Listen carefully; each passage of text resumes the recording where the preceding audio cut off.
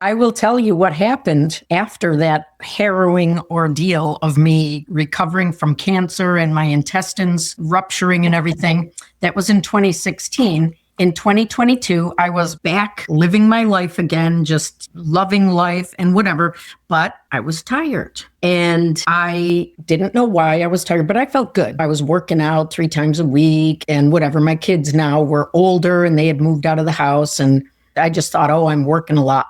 I sold my house in New York and I moved to Florida. And one of my friends living in Florida at the time told me about this incredible thing that he had learned about in Hungary.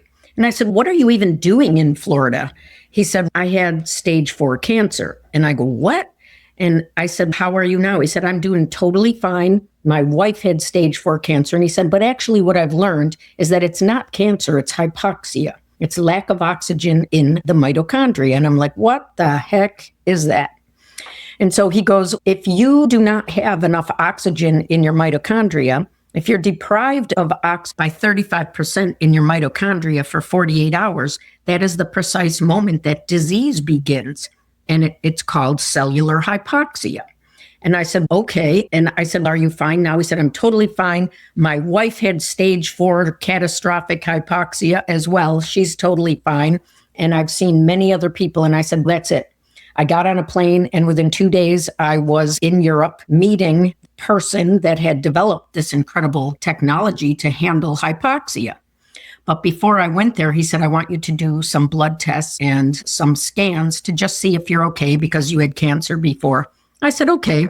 But I said, I know I'm fine. I'm doing well. So I went over there and he had my test results. And he said, well, why don't you go in this bath, this oxygen bath that pushes oxygen right into your mitochondria within 30 seconds. And I want you to drink this oxygen that I've developed that goes into your mitochondria within 30 seconds and do that for 2 weeks, 3 times a day. I said, okay. And it was very relaxing. I went into the tubs. I was feeling good. After a few days, I'm like, wow, I'm feeling great.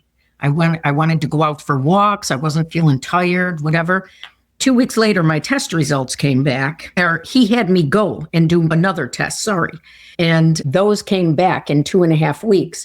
And he called me in his office. He said, I want to show you something. I didn't want to tell you this when you first came in, but your cancer was back.